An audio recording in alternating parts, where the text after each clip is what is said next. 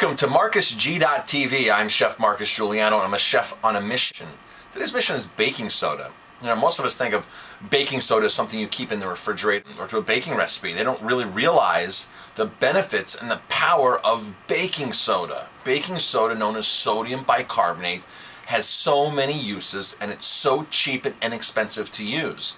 So as a chef and a food health nut, here's some of the things that I've learned to do with baking soda. To give a little history, ancient Egyptians used this natural mineral called natron, which contains sodium bicarbonate. They use this for medicinal purposes and for cleaning. In 1791, Nicolas Leblanc, a French chemist, produced sodium ash, known as sodium bicarbonate, for the first time. And in 1846, two New Yorkers started the first commercial production of baking soda. So first off, our bodies produce sodium bicarbonate naturally. It's produced in our pancreas. And it's used as a buffering system to buffer the acids for our digestion and for our body functions. And if we're not producing enough of it, that's when we possibly could have health consequences. One of the first things people use baking soda for is to brush their teeth. I think that's really one of the more common uses besides the refrigerator and in baking recipes. People know that you can buy baking soda toothpaste, or you can just simply gargle and wash your mouth and brush your teeth with a little bit of baking soda and water. Plaque busting, because we use it to brush our teeth, it is very effective for plaque busting. One of the more common uses for baking soda now is to alkalize our bodies. If you've read The pH Miracle by Dr. Robert Young, he talks about the body's pH and how important it is to keep our pH up, because disease usually happens in an acidic body, right? So a lot of people are now using baking soda to boost their alkalinity. And one of the best ways to do that is probably 2 to 3 teaspoons per gallon of water. Now I know baking soda is going to have a slightly salty, tangy taste. However, if you're doing 2 to 3 teaspoons per gallon, you're not going to taste it nearly as much as doing 1 teaspoon per glass, which is what you would do for acid reflux. Yes, acid reflux. It works phenomenal with acid reflux. As a young chef, I had terrible acid reflux because I was eating the food that I was cooking for our guests. And that food was lamb, foie gras, and I throw an occasional salad in there, so I had my healthy kick, right? You know, salad with a sugary, oil-based dressing, not knowing, you know, the damaging effects of the food that I was eating. I was having acid reflux so bad that my doctor in Colorado wanted to operate, because none of the medicine that he was prescribing was actually working. I had Tums at my nightstand on my bed, and there were many nights I would just sit up in bed and drink water and take Tums because I had such bad acid reflux I couldn't sleep. And it was terrible. After I altered my diet, that went away, of course, but my doctor never told me to alter my diet. My doctor was like, just, let's take this medicine. Let's take this medicine. Here's this. And none of it was working. Now, if I happen to get acid reflux, I take baking soda, and it goes right away, literally within a matter of 60 seconds. The relief is on, and it is amazing. I wished I knew that when I was actually suffering. But because I was suffering from that medical condition and several others, it actually helped me to actually change my diet and change the way I look at food, and in turn, change the way that I cook food for our guests, because I do have a confession. The food that I was cooking, I was killing you. I was killing me, and I was killing you because it was all fancy, high fat, high preservative, high cholesterol foods. It just weren't necessary. They're just not necessary. You can make food taste good without all of that. Another great source of it, or great use of it, would be colds and flus. You can take a half a teaspoon 6 times daily the first day that you get the onsets of flu or a cold, and then decrease that over the days to 4, 5, 3, half teaspoons per day. Another great way to use baking soda is to combine it with apple cider vinegar, real apple cider vinegar, and take what's called a detox bath. Now, I love to take these when I feel achy.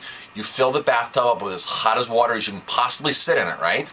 You put your cup of you put your cup of apple cider in, then you put your baking soda in, and I would put maybe a half a cup of baking soda, and you submerge your body into that when it's as hot as you can stand it, and you just sit there and let the water totally cool down. The hot water opens your pores, the baking soda and the apple cider vinegar start to detox you and pull stuff out of your cells. See, Baking soda, sodium bicarbonate, is a detoxifier as well because it pulls excess lactic acid out of your system. And if you're an athlete, you definitely want to avoid lactic acid, right? That's the stuff that builds up when you're doing endurance runs, cycling, swimming, things like that. So, believe it or not, there's a term called soda doping.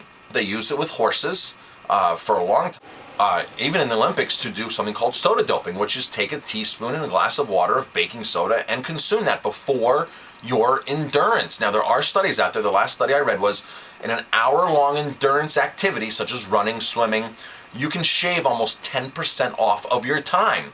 Because as the lactic acid starts to build up, the sodium bicarbonate, the baking soda, is dumping the lactic acid out of your system.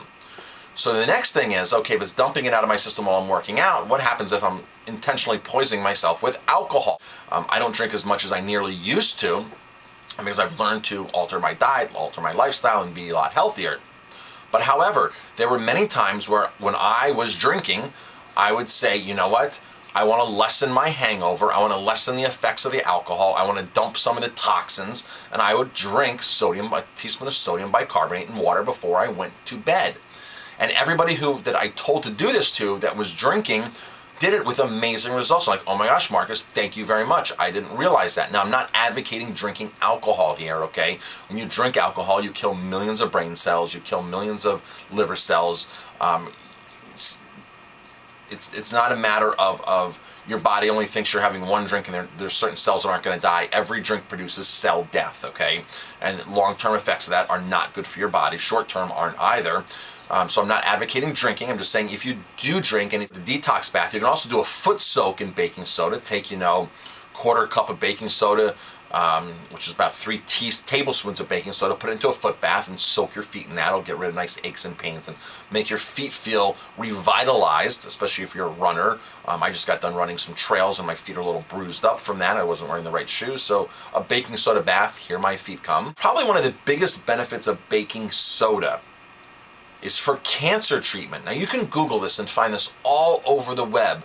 You can find true testimonials of people that were basically on their deathbed or with months to live, that after nothing was working, after chemo wasn't working, radiation, they resorted to baking soda. And you can hear real testimonials of real people. And in fact, there's doctors, many doctors around the world that prescribe to it. You can look at Dr. Tullio from Italy, who has successfully treated breast cancer and other cancers with baking soda, with oral baking soda. You don't have to do it intravenously, it's orally done. And he has amazing results. You can also read the book, Rich Man's Poor Man's Cancer Treatment by Dr. Mark Serkis. It is a phenomenal short read, and it talks all about how baking soda is used to help with cancer. And so read the book, listen to the testimonials. If you're concerned about cancer, whether you have it or whether you think you might get it, because you so-called have genes that might get cancer, okay? Now, I want to say something about genes, okay? Lifestyle trumps genes any day. Because a lot of people say it's in my genes. My family has breast cancer, history of breast cancer, heart disease, whatever. Lifestyle triumphs genes any day, okay? Eating French fries, eating foie gras, eating fried foods, eating sugar, refined sugar, not fruit, but refined sugar, like corn syrup, drinking sodas, potato chips, eating hot dogs, eating a lot of meat.